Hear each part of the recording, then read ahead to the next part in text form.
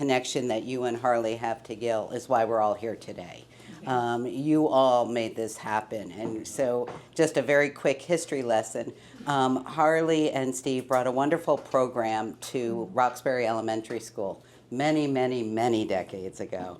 And at one point, they decided that they wanted to see it become part of an agency and not just volunteer run. And that program today is called Safe Talk and serves thousands of children in elementary schools in southwestern Connecticut, providing really hands-on experience of how to be safe, strong, and free. And in the midst of all of what Harley and Steve were doing with that and helping us get that program, they introduced us to the Sexauer Foundation.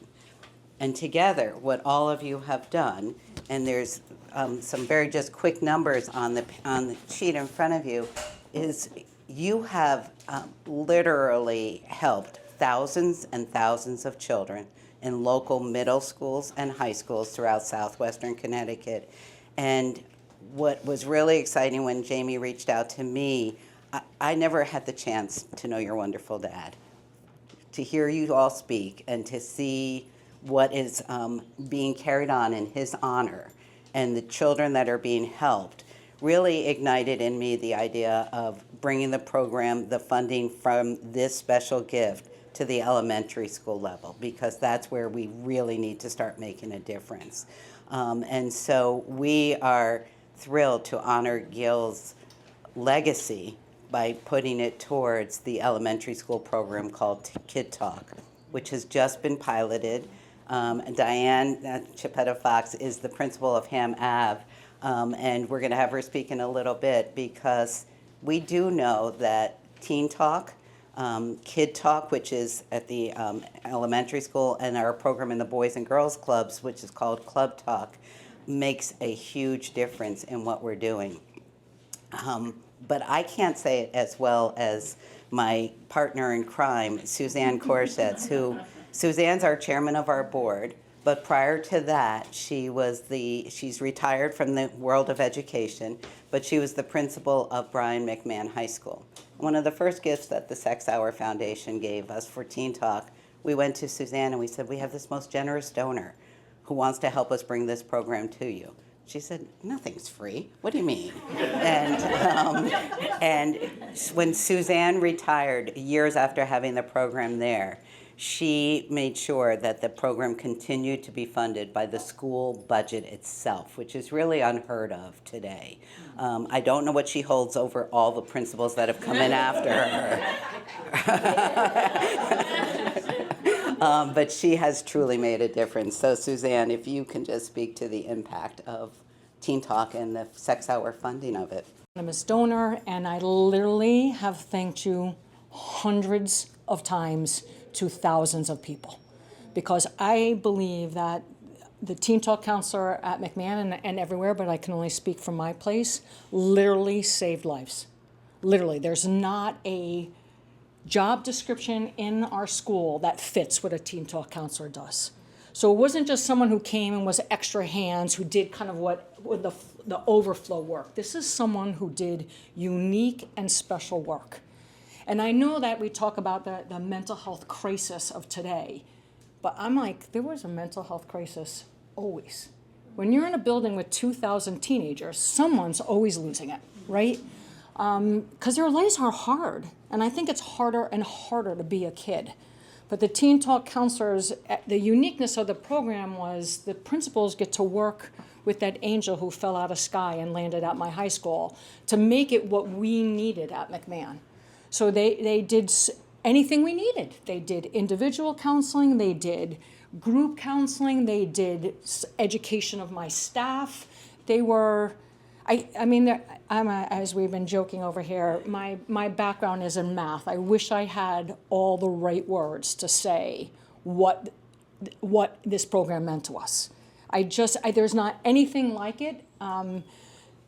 A Teen Talk counselor, for those of you that don't know, is so different from a guidance counselor, right? A guidance counselor or a social worker, they're assigned based on caseload and all of that. But if there's a true crisis, they could help us muddle through, and they did the best they could. But imagine when a crisis happens, that you have someone who really knows how to deal with this right there for you.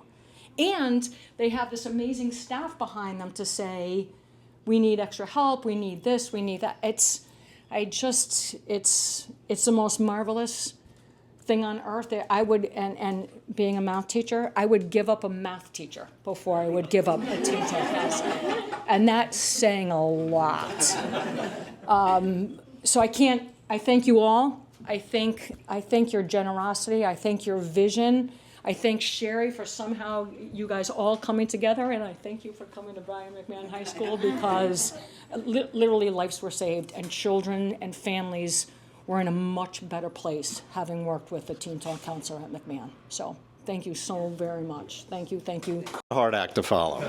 I'm just going to say that. And math was kind of a strong subject, but, you know. Anyway, my name is Jamie Walsh, and I'm one of the last Mohicans of the Sexauer family, and I'm on the board. I want to say first a little bit about Gil. Gil was like my adopted father too. You know, he was a mentor. Gil knew me most of my life, and I will say. Gil gave me my first driving lesson. I'm going to tell you, I didn't need a driving lesson from Gil. And his family will know what I'm talking about, okay? And I think by the end of that driving lesson, he wasn't giving me any more driving lessons, that's for sure. But he was one of the smartest, most patient, thoughtful individuals. For our family, what he did for my great uncle and my grandfather's company, he became ultimately the president. He survived through 3 ownerships of that company. Now it's a wholly owned subsidiary of Home Depot. Gil was respected and revered by everybody that worked with him, because nobody ever worked for him. They were his partner in everything. And aside from that, being an amazing father and husband, I had the pleasure of growing up with Todd and Tracy, who were dear friends as we grow older, and Carol, who's like a mother, and it's an honor. And when Gil joined us after his retirement, he really never ever retired. Gil would always find himself doing something. But one of the great things about it, and having had the opportunity to travel with him to different organizations that we fund around the country, the two of us would generally travel together. And I would go into an airport, and he'd sit next to somebody that he didn't even know, you know, and I'm going off and getting coffee, and he's like saying, "Oh, I'll be fine. I'm just going to sit here and find out a little bit about this person," you know, and he was, you know, Gil was a travel man. He was born in Shanghai. He went to school in Australia. He ended up back in Hong Kong, then went to college in Tokyo, and in 1957 immigrated here. And in I think it was 62, he became a citizen. Yeah. And he met you. That was one of the best. That's the best thing he ever did, by the way. I'll just put that high on a pedestal. But he was one of the most thoughtful individuals. When you think about everything he did, he cared about people. And that's really what this foundation's about. He cared about kids. He took interest in what people did, their problems, helping to create solutions. You know, and Steve and Harley, I want to thank you both, because I know Steve, he was a dear friend of yours for as you said, 40 years. If it weren't for his relationship with you and Harley, your relation, Steve, I'm sorry, I'm I'm not going to ruin this, okay? I'm not going to ruin this. You know, it's Harley's show here, okay? Let's really go. But yes, he was his friend, okay? You know, that was important. It started with, you know, he did the easy work, you know, but to, you know, to introduce us to this organization was a blessing, and to know the impact that we've had, and really, we've done the easy work here. If you think about it, writing a check, that's easy. Caring, that's easy. Executing, that's a whole different thing. And I want to thank everybody here who's managed to implement this program so successfully. And, you know, you're the ones that deserve the credit for helping. For us, we're happy to be able to be here to support it, but you're the heroes. We're just here. And Gil was a hero. He was my hero. He was a hero to many people in this room. And I know he's looking down saying, you guys nailed that one. You know? But thank you very much for all coming and being a part of this and helping to make us look good, because that's really what you've done. All right? So thank you. For me, my heroes are the people that I work with every day that make the program happen. My long-term friend and colleague, Denise Quayle, who's the managing director of the program, and Karina Restrepo, who is managing the program over at Ham Ave. So before we get to Diane, who's got a lot of great stuff to say, I want to just have Karina just share a little bit about why we went younger, because this is our first entree into it, and if we could be in every elementary school in the area, it would make an amazing difference. So, well, I just want to start in saying thank you, too, because it's very rare that I feel like I get to connect with the family and the foundations that are actually providing us, you know, to be able to do the work that we do. So it's so nice to actually put a face to what the work that we're doing and who's behind it, and hear such wonderful stories about Gil. So, but as Sherry said, you know, I think when we're thinking about TeenTalk and we think about the impact and the numbers, you know, on the table you could see some of the numbers in the high schools, the middle schools, and our pilot program at KidTalk. And you see that really the issues that we're looking at, even if you're looking at the data and the presenting problems, they're very similar, you know, even when you go down to elementary school age. They just present a little bit differently at elementary school age. And we've realized time and time again that all of those issues start when these kids are young. And if there's a way that we can teach these kids how to identify their feelings, how to manage them healthy coping skills at a very young age, and how to also just identify a trusted adult, right? Because that sometimes could be hard to find. So teaching them, you know, you can trust this person. This is someone you can talk to that can help you kind of work through things, identify your feelings. And to me, that is also not just counseling, but it's also prevention. You know, I think as they grow older, I think we will also be teaching these kids to do that when they get to middle school and high school. And, you know, I think the more that we expand to elementary schools, we'll continue to see the impact that our TeenTalk program has from going from the younger kids to the middle schools.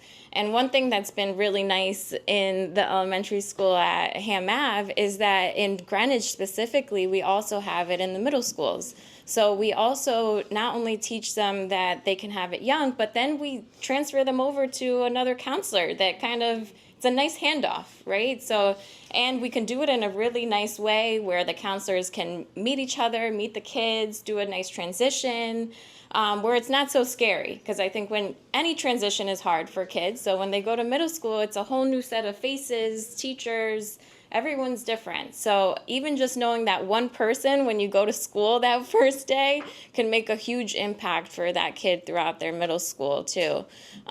So it's really been wonderful. I know Diana's going to give a little bit more of what is actually looking like there, but I just want to say also I was a counselor at Brian McMahon, so I know both ends, both supervising the counselor, some of the TeenTalk counselors, and the one that's at Ham Ave, and also being a counselor myself, the impact that this role has and how special it feels knowing that you're going to work and that you're making a difference in these kids' lives. So I'll say that we just also are really grateful to have a wonderful team and a wonderful KidTalk counselor that really has taken the lead and done great work in just 1 year so far.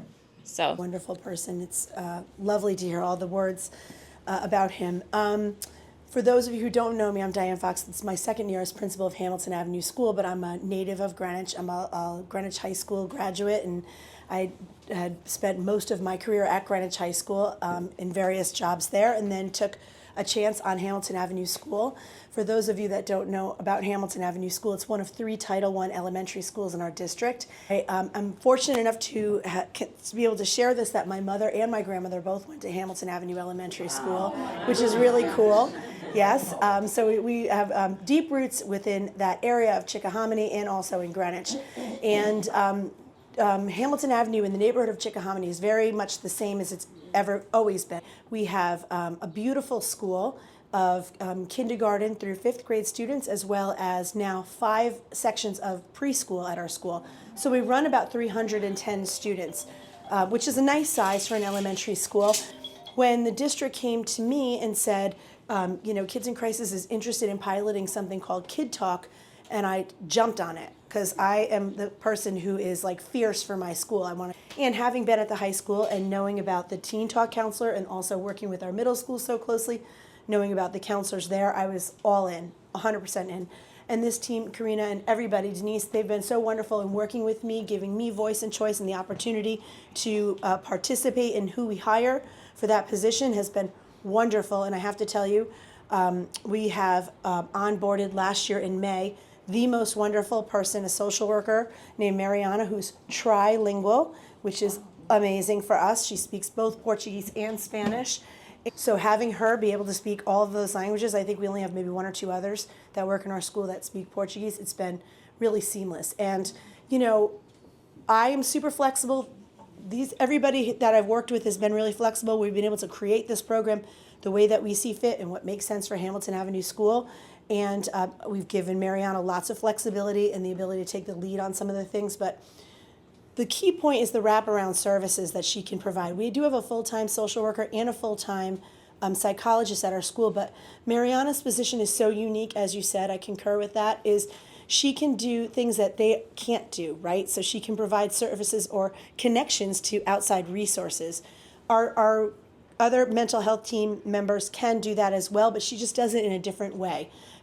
Families feel different about speaking with a counselor who is not necessarily an employee of the district, someone who's involved in Kids in Crisis. And then being able to have 24/7 wraparound services is also extremely helpful for us. Mariana does everything from, you could see in the statistics, the direct counseling, working with families, doing presentations for us. She'll come in early, she'll stay late, she'll do whatever works for us. We tap her. She sits in our front office with us. We strategically placed her there so it'd be a safe place for parents to come, so they're not like kind of in the school, but also so she works really hand in hand with our administrative team. In fact, some of the kids call her the other principal, which is kind of cute. Yeah, it's really cute, and she loves it. So I can't speak enough about the program. Like as I said, our school is extremely needy, and it's just another safety net layer for our students.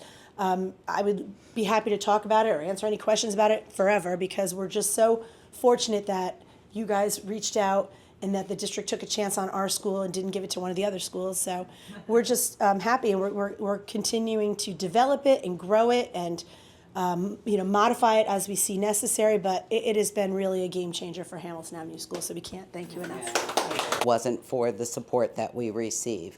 Kids in Crisis is about a $9 million organization. of which Chris's team raises $9 million, and he smiles every day.